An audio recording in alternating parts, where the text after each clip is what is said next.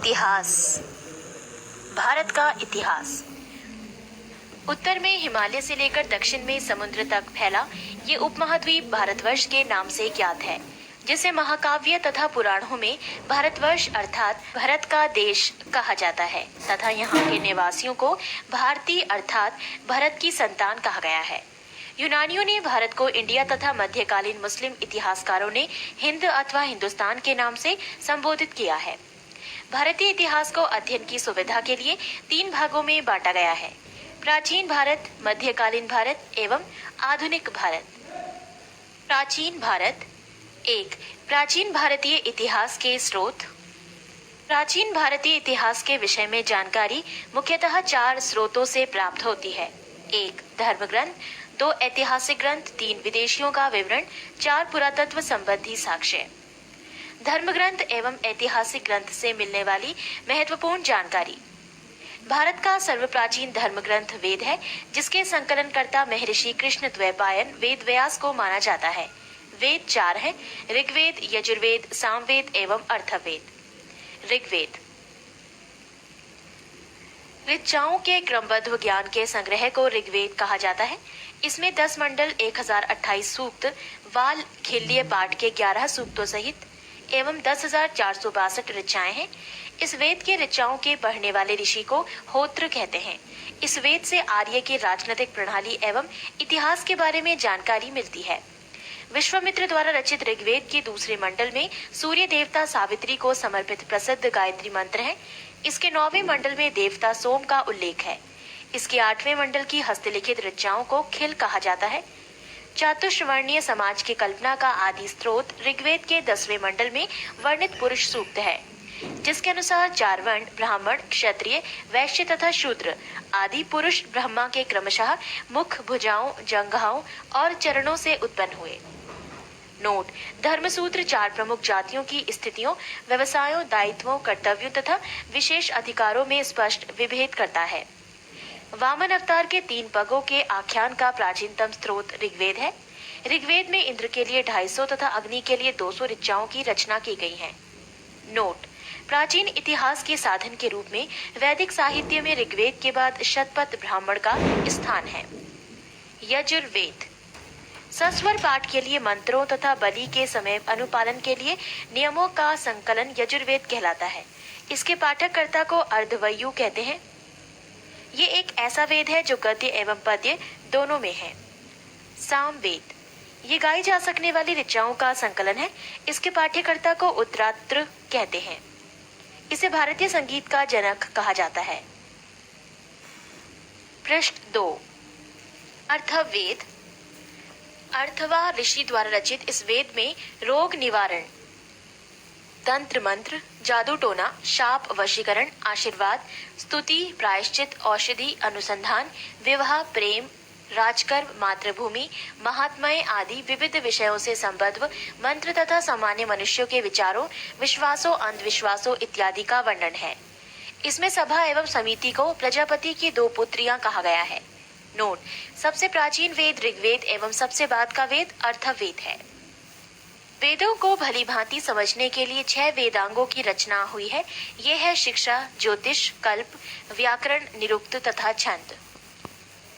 भारतीय ऐतिहासिक कथाओं का सबसे अच्छा क्रमबद्ध विवरण पुराणों में मिलता है। इसके रचयिता लोमहर्ष अथवा इनके पुत्र उग्र श्रवा माने जाते हैं। इनकी संख्या 18 है, जिनमें से केवल 5 मत्स्य, वायु, विष्णु, ब्राह्मण एवं भागवत में ही राजाओं की वंशावली पाई जाती है। पुराण और संबंधित वंश: विष्णु पुराण, मौर्य वंश, मत्स्य पुराण, आंध्र सातवाहन, वायु पुराण, गुप्त वंश। नोट: पुराणों में मत्स्य पुराण सबसे प्राचीन एवं प्रामाणिक है। अधिकतर पुराण सरल संस्कृत श्लोक में लिखे गए हैं। स्त्रियां तथा शूद्र जिन्हें वेद पढ़ने की अनुमति नहीं थी, वो भी पुराण सुन सकते थे। पुराणों का पाठ पुजारी मंदिरों में किया करते थे। स्मृति ग्रंथों में सबसे प्राचीन एवं प्रामाणिक मनुस्मृति मानी जाती है। ये शुंग काल का मानक ग्रंथ है। नारद स्मृति गुप्त युग के विषय में जानकारी प्रदान करता है। जातक के बुद्ध की पूर्व जन्म की कहानी वर्णित है। हीनयान का प्रमुख ग्रंथ कथा वस्तु है, जिसमें महात्मा बुद्ध का जीवन चरित अनेक कथानकों के साथ वर्णित है। जैन साहित्य को आगम कहा जाता है। जैन धर्म का प्रारंभिक इतिहास कल्प सूत्र से ज्ञात होता है। जैन ग्रंथ भगवती सूत्र में महावीर के जीवन कृत्यों तथा अन्य समकालिकों के साथ उनके संबंधों का विवरण मिलता है। अर्थशास्त्र के लेखक चाणक्य, कौटिल्य या विष्णुगुप्त हैं। ये 15 अधिकरणों एवं 180 प्रकरणों में विभाजित हैं। इससे मौर्यकालीन इतिहास की जानकारी प्राप्त होती है। संस्कृत साहित्य में ऐतिहासिक घटनाओं को क्रमबद्ध लिखने का सर्वप्रथम प्रयास कल्हड़ के द्वारा किया गया। कल्हड़ द्वारा रचित पुस्तक राजतरंगिणी है, जिसका संबंध कश्मीर के इतिहास से है। अरबों की सिंध विजय का वृतांत चचनामा लेखक अली अहमद में सुरक्षित है। अष्टाध्यायी संस्कृत भाषा व्याकरण की प्रथम पुस्तक के लेखक पाणिनि है। इससे मौर्य के पहले का इतिहास तथा मौर्य युगीन राजनीतिक अवस्था की जानकारी प्राप्त होती है। कात्यायन की गार्गी संहिता एवं ज्योतिष ग्रंथ है, फिर भी इसमें भारत पर होने वाले यवन आक्रमण का उल्लेख मिलता है। पतंजलि पुष्यमित्र शुंग के पुरोहित थे। इनके महाभाष्य से शुंगों के इतिहास का पता चलता है। विदेशी यात्रियों से मिलने वाली प्रमुख जानकारी। यूनानी रोमन लेखक। टेसियस, ये ईरान का राजवैद्य था। भारत के संबंध में इसका विवरण आश्चर्यजनक कहानियों से परिपूर्ण होने के कारण अविश्वसनीय है। हेरोडोटस, इतिहास का पिता कहा जाता है। इसने अपनी पुस्तक हिस्टोरिका में 5वीं शताब्दी पूर्व ईसा पूर्व के भारत फारस के संबंध का वर्णन किया है, परंतु इसका विवरण भी अनुश्रुतियों एवं अफवाहों पर आधारित है। पृष्ठ 3। सिकंदर के साथ आने वाले लेखकों में निरियाकस, आनेसिक्रिटस तथा आस्टोबुलस के विवरण अधिक प्रामाणिक एवं विश्वसनीय हैं। 4. मेगास्थनीज, ये सेल्यूकस निकेटर का राजदूत था, जो चंद्रगुप्त मौर्य के राज दरबार में आया था। इसने अपनी पुस्तक इंडिका में मौर्य युगीन समाज एवं संस्कृति के विषय में लिखा है। 5. डाइमेकस, ये सीरियन नरेश आंतियोकस का राजदूत था, जो बिंदुसार के राज दरबार में आया था। इसका विवरण भी मौर्य युग से संबंधित है। 6. डायोनीसियस, ये मिस्र नरेश टॉलेमी फिलेडेल्फस का राजदूत था, जो अशोक के राज दरबार में आया था। 7. टॉलेमी, इसने 2री शताब्दी में भारत का भूगोल नामक पुस्तक लिखी। 7. प्लिनी, इसने प्रथम शताब्दी में नेचुरल हिस्ट्री नामक पुस्तक लिखी। इसमें भारतीय पशुओं, पेड़ पौधों, खनिज पदार्थों आदि के बारे में विवरण मिलता है। 9. पेरिप्लस ऑफ द इरिथ्रियन सी, इस पुस्तक के लेखक के बारे में जानकारी नहीं है। ये लेखक करीब 80 ईस्वी में हिंद महासागर की यात्रा पर आया था। इसने उस समय के भारत के बंदरगाहों तथा व्यापारिक वस्तुओं के बारे में जानकारी दी है। चीनी लेखक। 1. फाहियान, ये चीनी यात्री गुप्त नरेश चंद्रगुप्त द्वितीय के दरबार में आया था। इसने अपने विवरण में मध्य प्रदेश के समाज एवं संस्कृति के बारे में वर्णन किया है। इसने मध्य प्रदेश की जनता को सुखी एवं समृद्ध बताया है। 2. संयुगन, ये 518 ईस्वी में भारत आया। इसने अपने 3 वर्षों की यात्रा में बौद्ध धर्म की प्राप्तियां एकत्रित की। 3. हुएनसांग, ये हर्षवर्धन के शासनकाल में भारत आया था। हुएनसांग 629 ईस्वी में चीन से भारतवर्ष के लिए प्रस्थान किया और लगभग 1 वर्ष की यात्रा के बाद सर्वप्रथम ये भारतीय राज्य कपिशा पहुंचा। भारत में 15 वर्षों तक ठहरकर 645 ईस्वी में चीन लौट गया। वो बिहार में नालंदा जिला स्थित नालंदा विश्वविद्यालय में अध्ययन करने तथा भारत से बौद्ध ग्रंथों को एकत्र कर ले जाने के लिए आया था। इसका भ्रमण वृतांत CU की नाम से प्रसिद्ध है, जिसमें 138 देशों का विवरण मिलता है। इसने हर्षकालीन समाज, धर्म तथा राजनीति के बारे में वर्णन किया है। इसके अनुसार सिंध का राजा शूद्र था। नोट: हुएनसांग के अध्ययन के समय नालंदा विश्वविद्यालय के कुलपति आचार्य शीलभद्र थे। 4. इत्सिंग, ये 7वीं शताब्दी के अंत में भारत आया। इसने अपने विवरण में नालंदा विश्वविद्यालय, विक्रमशिला विश्वविद्यालय तथा अपने समय के भारत का वर्णन किया है। अरबी लेखक। 1. अल-बरूनी, ये महमूद गजनवी के साथ भारत आया था। अरबी में लिखी गई उसकी कृति किताबुल हिंद या तहकीके हिंद भारत की खोज आज भी इतिहासकारों के लिए एक महत्वपूर्ण स्रोत है। इसमें राजपूत कालीन समाज, धर्म, रीति रिवाज, राजनीति आदि पर सुंदर प्रकाश डाला गया है। अन्य लेखक। 1. तारानाथ, ये एक तिब्बती लेखक था। इसने कंग्यूर तथा तंग्यूर नामक ग्रंथ की रचना की। इनसे भारतीय इतिहास के बारे में जानकारी मिलती है। 2. Marco Polo. ये 13वीं शताब्दी के अंत में पांड्य देश की यात्रा पर आया था। इसका विवरण पांड्य इतिहास के अध्ययन के लिए उपयोगी है। पुरातत्व संबंधी साक्ष्य से मिलने वाली जानकारी। 1400 ईसा पूर्व के अभिलेख बोगास कोई एशिया माइनर से वैदिक देवता मित्र, वरुण, इंद्र और नासत्य अश्वनी कुमार के नाम मिलते हैं। पृष्ठ 4। मध्य भारत में भागवत धर्म विकसित होने का प्रमाण यवन राजदूत हेलियोडोरस के वैसनगर विदिशा गरुड़ स्तंभ लेख से प्राप्त होता है। सर्वप्रथम भारतवर्ष का जिक्र हाथी गुम्फा में अभिलेख में है। सर्वप्रथम दुर्भिक्ष की जानकारी देने वाला अभिलेख सोहगोरा अभिलेख है। सर्वप्रथम भारत पर होने वाले हूण आक्रमण की जानकारी भीतरी स्तंभ लेख से प्राप्त होती है। सती प्रथा का पहला लिखित साक्ष्य एरन अभिलेख शासक भानुगुप्त से प्राप्त होती है। रेशम बुनकर की श्रेणियों की जानकारी मंदसौर अभिलेख से प्राप्त होती है। नोट: अभिलेखों का अध्ययन एपिग्राफी कहलाता है।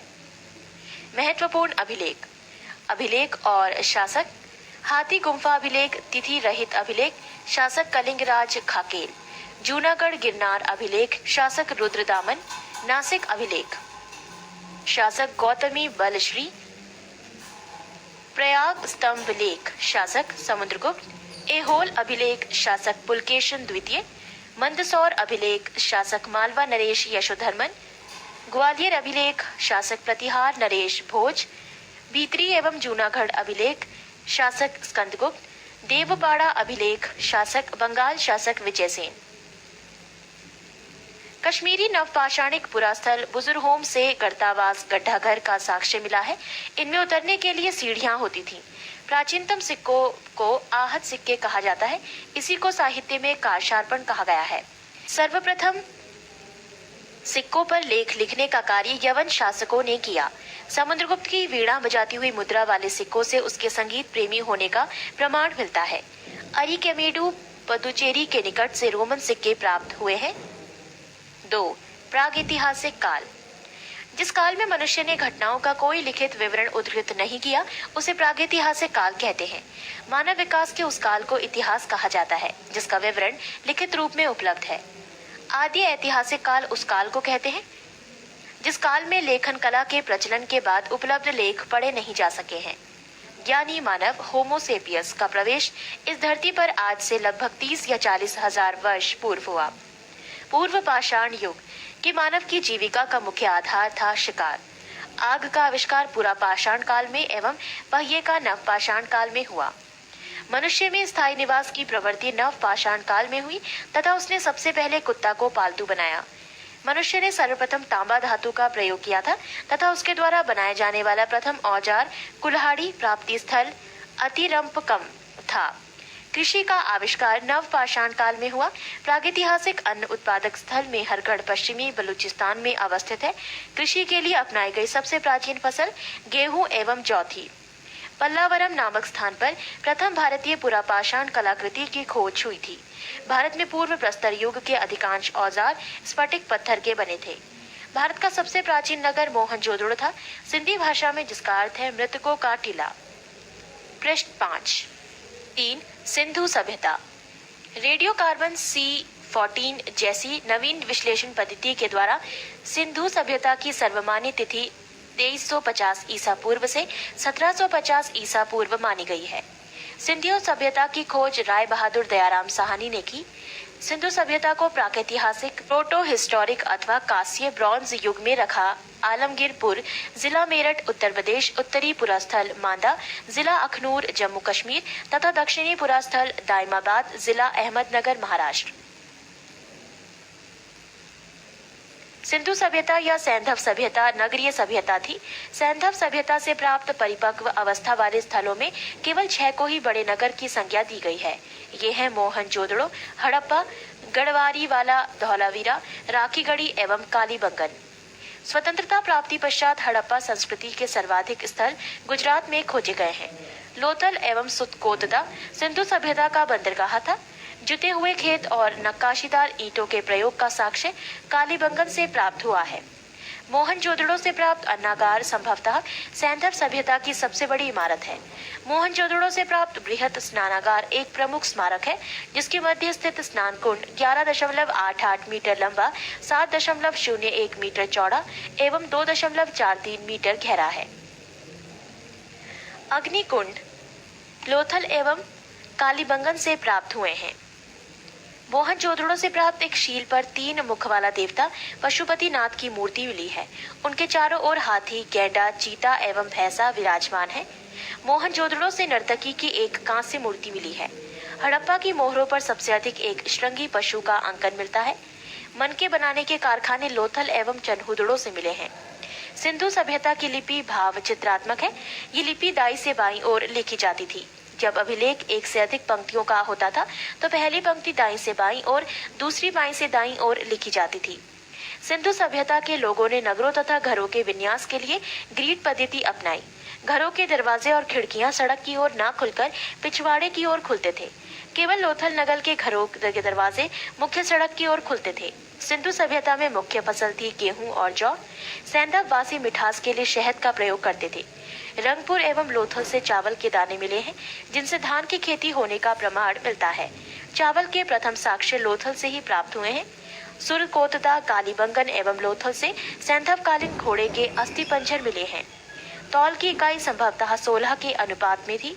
सैंधव सभ्यता के लोग यातायात के लिए 2 पहियों एवं 4 पहियों वाली बैलगाड़ी या भैंसा गाड़ी का उपयोग करते थे। सिंधु काल में विदेशी व्यापार, आयातित वस्तुएं और प्रदेश: तांबा प्रदेश खेतड़ी, बलूचिस्तान, ओमान; चांदी अफगानिस्तान, ईरान; सोना Karnataka, Afghanistan, Iran; tin Afghanistan, Iran; गोमेद सौराष्ट्र; लाजवर्द मेसोपोटामिया; सीसा ईरान। पृष्ठ 6। मेसोपोटामिया के अभिलेखों में वर्णित मेलुहा शब्द का अभिप्राय सिंधु सभ्यता से ही है। संभवतः हड़प्पा संस्कृति का शासन वाणिक वर्ग के हाथों में था। पिग्गट ने हड़प्पा एवं मोहनजोदड़ो को एक विस्तृत साम्राज्य की जुड़वा राजधानी कहा है। सिंधु सभ्यता के लोग धरती को उर्वरता की देवी मानकर उसकी पूजा किया करते थे। वृक्ष पूजा एवं शिव पूजा के प्रचलन के साक्ष्य भी सिंधु सभ्यता से मिलते हैं। स्वास्तिक चिन्ह संभवतः हड़प्पा सभ्यता की देन है। इस चिन्ह से सूर्योपासना का अनुमान लगाया जाता है। सिंधु घाटी के नगरों में किसी भी मंदिर के अवशेष नहीं मिले हैं। सिंधु सभ्यता के मां मातृ देवी की उपासना सर्वाधिक प्रचलित थी। पशुओं में कुबड़ वाला सांड इस सभ्यता के लोगों के लिए विशेष पूजनीय था। स्त्री मृण मूर्तियां, मिट्टी की मूर्तियां अधिक मिलने से ऐसा अनुमान लगाया जाता है कि सैंधव समाज मात्र सत्तात्मक था। सैंधववासी सूती एवं ऊनी वस्त्रों का प्रयोग करते थे। मनोरंजन के लिए सैंधववासी मछली पकड़ना, शिकार करना, पशु पक्षियों को आपस में लड़ाना, चौपड़ और पासा खेलना आदि साधनों का प्रयोग करते थे। सिंधु सभ्यता के लोग काले रंग से डिजाइन किए हुए लाल मिट्टी के बर्तन बनाते थे। सिंधु सभ्यता के लोग तलवार से परिचित नहीं थे। कालीबंगन के एकमात्र हड़प्पा कालीन स्थल था, जिसका निचला शहर सामान्य लोगों के रहने हेतु भी किले से घिरा हुआ था। पर्दा प्रथा एवं वैश्यवृत्ति सैंधव सभ्यता में प्रचलित थी। शवों को जलाने एवं गाड़ने यानी दोनों प्रथाएं प्रचलित थी। हड़प्पा में शवों को दफनाने जबकि मोहनजोदड़ो में जलाने की प्रथा विद्यमान थी। लोथल एवं कालीबंगा में युग्म समाधियां मिली हैं। सैंधव सभ्यता के विनाश का संभवतः सबसे प्रभावी कारण बाढ़ था। आग में पकी हुई मिट्टी को टेराकोटा कहा जाता है। सैंधव सभ्यता के प्रमुख स्थल, नदी, उत्खननकर्ता एवं वर्तमान स्थिति। 1. प्रमुख स्थल हड़प्पा, नदी रावी, उत्खननकर्ता दयाराम साहनी एवं माधो स्वरूप वत्स, वर्ष 1921, स्थिति पाकिस्तान का मोंटगोमरी जिला। 2. प्रमुख स्थल मोहनजोदड़ो, नदी सिंधु, उत्खननकर्ता राखाल दास बैनर्जी, वर्ष 1922, स्थिति पाकिस्तान के सिंध प्रांत का लरकाना जिला। 3. प्रमुख स्थल चन्हुदड़ो, रदी सिंधु, उत्खननकर्ता गोपाल मजूमदार, वर्ष 1931, स्थिति सिंध प्रांत पाकिस्तान। 4. प्रमुख स्थल कालीबंगन, नदी खग्गर, उत्खननकर्ता बीबी लाल एवं बीके थापड़, वर्ष 1953, स्थिति राजस्थान का हनुमानगढ़ जिला। 5. कोट डीजी, नदी सिंधु, उत्खननकर्ता फजल अहमद, वर्ष 1953, स्थिति सिंध प्रांत का खैरपुर स्थान।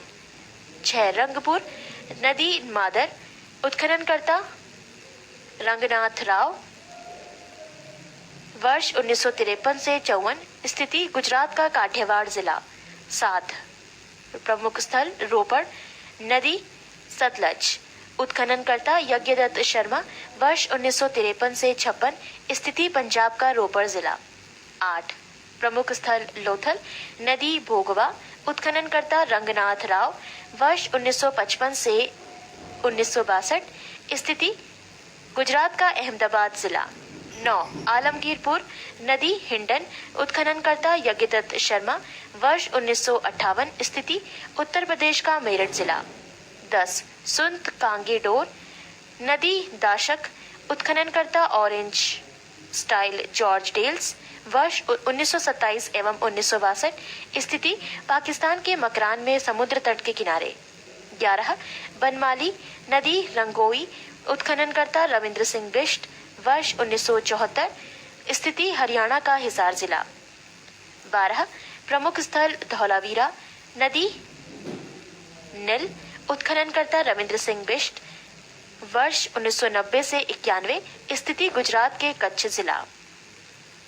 ये थे सैंधव सभ्यता के प्रमुख स्थल, नदी, उत्खननकर्ता एवं वर्तमान स्थिति।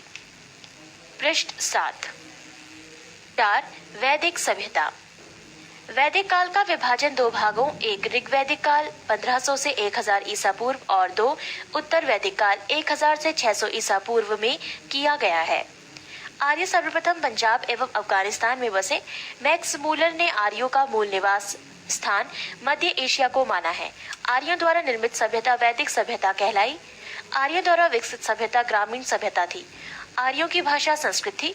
आर्यों के प्रशासनिक इकाई आरोही क्रम से इन 5 भागों में बटा था: कुल, ग्राम, विश, जन, राष्ट्र। ग्राम के मुखिया ग्रामीणी एवं विश का प्रधान विशपति कहलाते थे। जन के शासक को राजन कहा जाता था। राज्य अधिकारियों में पुरोहित एवं सेनानी प्रमुख थे। सूत, रथकार तथा कमादी नामक अधिकारी रत्नी कहे जाते थे। इनकी संख्या राजा सहित करीब 12 हुआ करती थी। पूरब दुर्गपति एवं स्पष्ट जनता की गतिविधियों को देखने वाले गुप्तचर होते थे। वाजपति गोचर भूमि का अधिकारी होता था। उग्र अपराधियों को पकड़ने का कार्य करता था। सभा एवं समिति राजा को सलाह देने वाली संस्था थी। सभा श्रेष्ठ एवं संभ्रांत लोगों की संस्था थी, जबकि समिति सामान्य जनता का प्रतिनिधित्व करती थी। इसके अध्यक्ष को ईशान कहा जाता था। युद्ध में कबीले का नेतृत्व राजा करता था। युद्ध के लिए गविष्टि शब्द का प्रयोग किया गया है, जिसका अर्थ है गायों की खोज। 10 राज्य युद्ध का उल्लेख ऋग्वेद के 7वें मंडल में है। ये युद्ध परशणी रावी नदी के तट पर सुदास एवं 10 जनों के बीच लड़ा गया, जिसमें सुदास विजय हुआ। ऋग्वैदिक समाज 4 वर्णों में विभक्त था। ये वर्ण थे ब्राह्मण, क्षत्रिय, वैश्य और शूद्र। ये विभाजन व्यवसाय पर आधारित था। ऋग्वेद के 10वें मंडल के पुरुष सूक्त में चतुर्वर्णी का उल्लेख किया गया है। इसमें कहा गया है कि ब्राह्मण परम पुरुष के मुख से, क्षत्रिय उनकी भुजाओं से, वैश्य उनकी जांघों से एवं शूद्र उनके पैरों से उत्पन्न हुए हैं। आर्यों का समाज पितृ प्रधान था। समाज की सबसे छोटी इकाई परिवार या कुल थी, जिसका मुखिया पिता होता था, जिसे कुलप कहा जाता था। स्त्रियां इस काल में अपने पति के साथ यज्ञ कार्य में भाग लेती थीं। बाल विवाह एवं पर्दा प्रथा का प्रचलन नहीं था। विधवा अपने मृतक पति के छोटे भाई देवर से विवाह कर सकती थी। स्त्रियां शिक्षण ग्रहण करती थी। ऋग्वेद में लोपा मुद्रा, घोषा, सिक्ता, आपला एवं विश्वास जैसी विदुषी स्त्रियों का वर्णन है। उपनिषदों की कुल संख्या है 108, महापुराणों की संख्या है 18 और वेदांग की संख्या है 6। ये थी इनसे जुड़ी कुछ जानकारी। जीवन भर अविवाहित रहने वाली महिलाओं को अमाजु कहा जाता था। आर्यों की मुख्य पेय पदार्थ सोमरस था। ये वनस्पति से बनाया जाता था। आर्य मुख्यतः 3 प्रकार के वस्त्रों का उपयोग करते थे: 1 वास, 2 अधिवास और 3 ऊष्णीश। अंदर पहनने वाले कपड़े को नीवी कहा जाता था। आर्यों के मनोरंजन के मुख्य साधन थे संगीत, रथ दौड़, घुड़दौड़ एवं ध्रुत कीर्णा। इनसे जुड़ी कुछ और जानकारी। दिशा उत्तर वैदिक शब्द और राजा का नाम। दिशा पूर्व उत्तर वैदिक शब्द प्राची, राजा का नाम सम्राट। दिशा पश्चिम उत्तर वैदिक शब्द प्रतीची, राजा का नाम स्वराष्ट्र। दिशा उत्तर, उत्तर वैदिक शब्द उदीची, राजा का नाम विराट। दिशा मध्य दक्षिण, उत्तर वैदिक शब्द कुछ नहीं, राजा का नाम राजा भोज। ये थी कुछ अन्य जानकारी। पृष्ठ 8। आर्यों का मुख्य व्यवसाय पशुपालन एवं कृषि था। गाय को अधन्य न मारे जाने योग्य पशु को श्रेणी में रखा गया था। गाय की हत्या करने वाले या उसे घायल करने वाले के लिए वेदों में मृत्युदंड अथवा देश से निकाले की व्यवस्था की गई है। प्रमुख दर्शन एवं उसके प्रवर्तक। दर्शन और प्रवर्तक।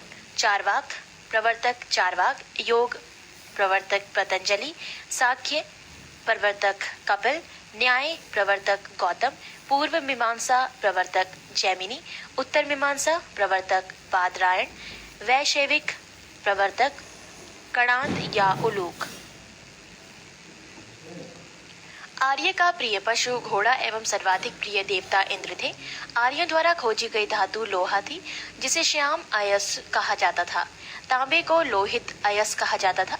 व्यापार हेतु दूर दूर तक जाने वाला व्यक्ति को पढ़ी कहते थे। लेन देन में वस्तु विनिमय की प्रणाली प्रचलित थी। ऋण देकर ब्याज लेने वाला व्यक्ति को वैकनॉट सूदखोर कहा जाता था।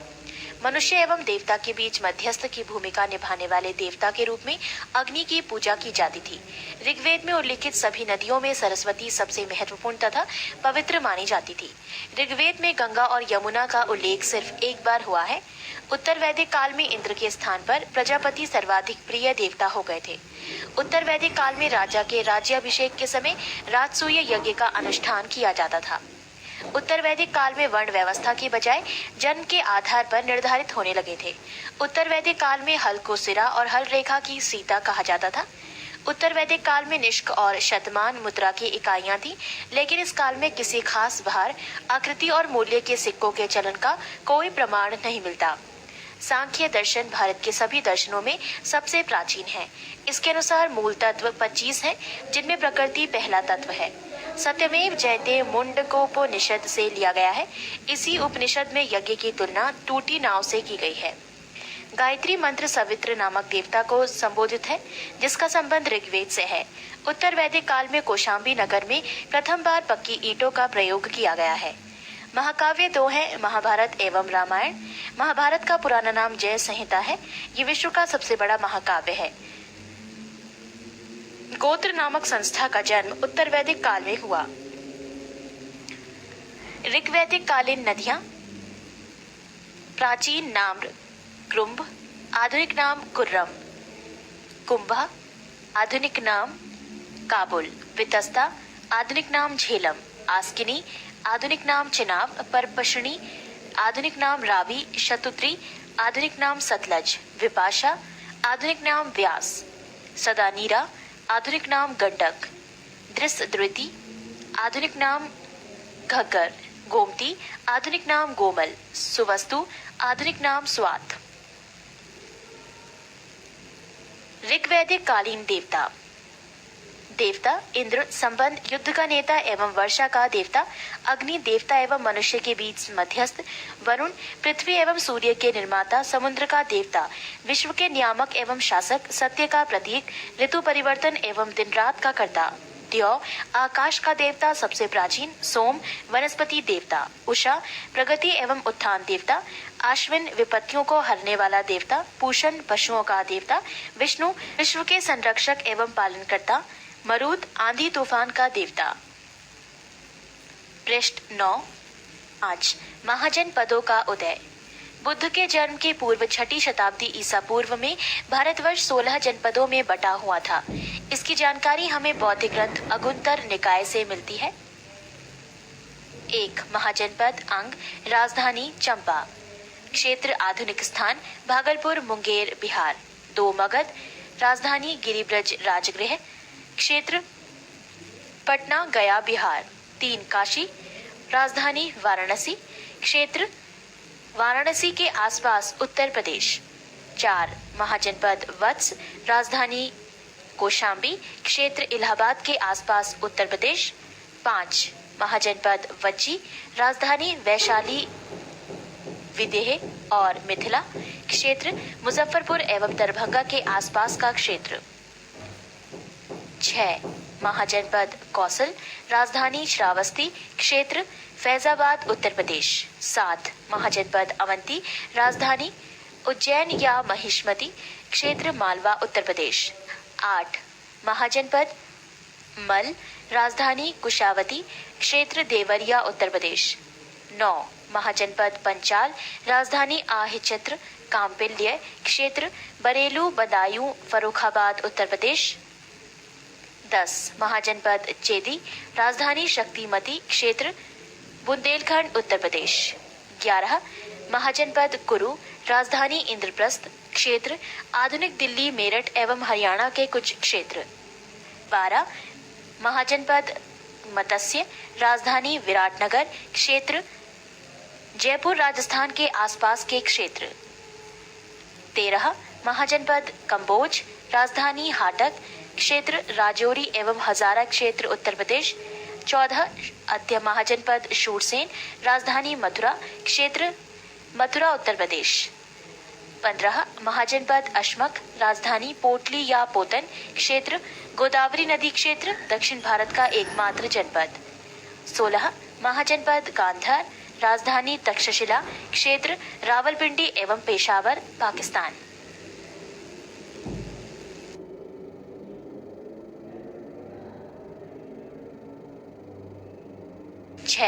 जैन धर्म। जैन धर्म के संस्थापक एवं प्रथम तीर्थंकर ऋषभदेव थे।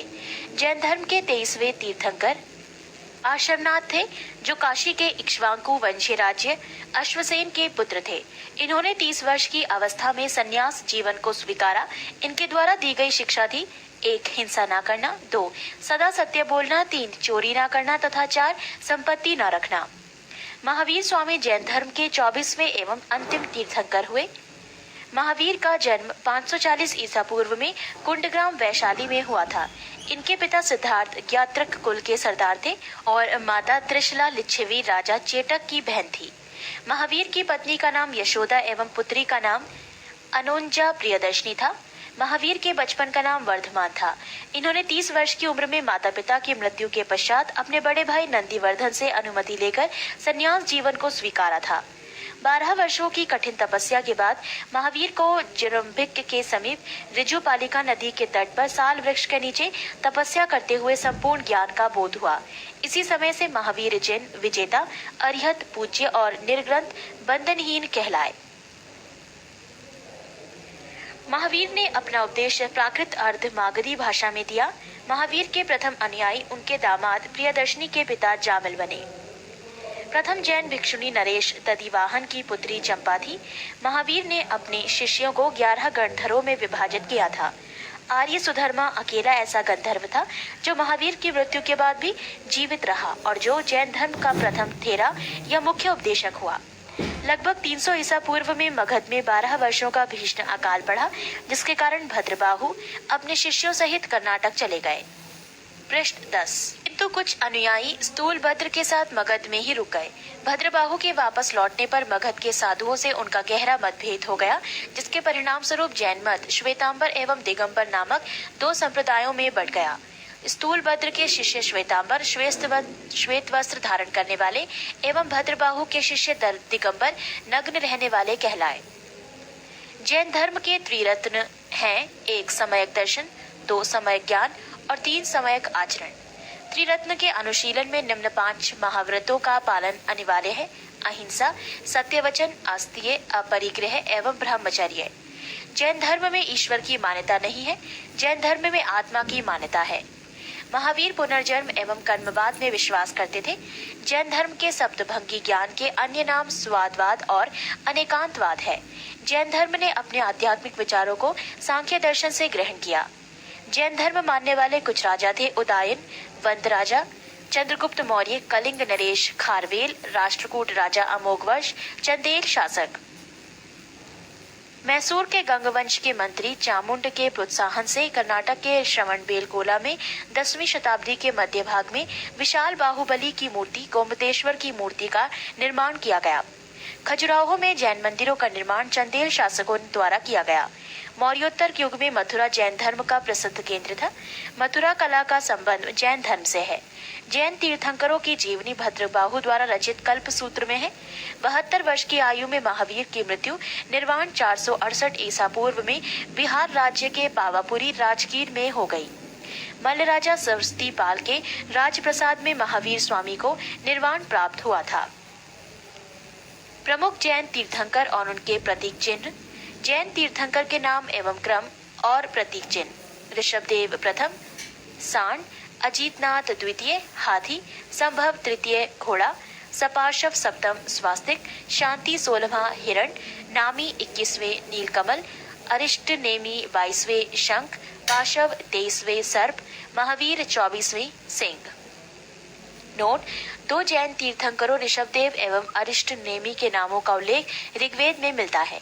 अरिष्ट नेमी को भगवान कृष्ण का निकट संबंधी माना जाता है। जैन संगीतियां। संगीति प्रथम वर्ष 300 ईसा पूर्व, स्थल पाटलिपुत्र, अध्यक्ष स्थूलभद्र। संगीति द्वितीय वर्ष 6ठी शताब्दी, स्थूल वल्लभी, गुजरात, अध्यक्ष क्षमा श्रवण। 7. बौद्ध धर्म। बौद्ध धर्म के संस्थापक गौतम बुद्ध थे। इन्हें एशिया का ज्योति पुंज, लाइट ऑफ एशिया कहा जाता है। गौतम बुद्ध का जन्म 563 ईसा पूर्व में कपिलवस्तु के लुम्बिनी नामक स्थान पर हुआ था। इनके पिता शुद्धोधन व शाक्यगढ़ के मुखिया थे। इनकी माता माया देवी की मृत्यु इनके जन्म के 7वें दिन ही हो गई थी। इनका लालन पोषण इनकी सौतेली मां प्रजापति गौतमी ने किया था। इनके बचपन का नाम सिद्धार्थ था। गौतम बुद्ध की विवाह 16 वर्ष की अवस्था में यशोधरा के साथ हुआ। इनके पुत्र का नाम राहुल था। पृष्ठ 11। सिद्धार्थ जब कपिलवस्तु की सैर पर निकले तो उन्होंने निम्न 4 दृश्यों को क्रमशः देखा। 1. बूढ़ा व्यक्ति, 2. एक बीमार व्यक्ति, 3. शव एवं 4. एक सन्यासी। सांसारिक समस्याओं से व्यथित होकर सिद्धार्थ ने 29 वर्ष की अवस्था में गृह त्याग किया, जिसे बौद्ध धर्म में महावीर निष्क्रमण कहा गया है। गृह त्याग करने के बाद सिद्धार्थ बुद्ध ने वैशाली के आलार कलाम से सांख्य दर्शन की शिक्षा ग्रहण की। आलार कलाम सिद्धार्थ के प्रथम गुरु हुए। बुद्ध के जीवन से संबंधित बौद्ध धर्म के प्रतीक घटना: जन्म प्रतीक कमल एवं सांड, गृह त्याग प्रतीक घोड़ा, ज्ञान प्रतीक पीपल बोधि वृक्ष, निर्वाण प्रतीक पद चिन्ह, मृत्यु प्रतीक स्तूप। आलार कलाम के बाद सिद्धार्थ ने राजगीर के रुद्र करामपुत से शिक्षा ग्रहण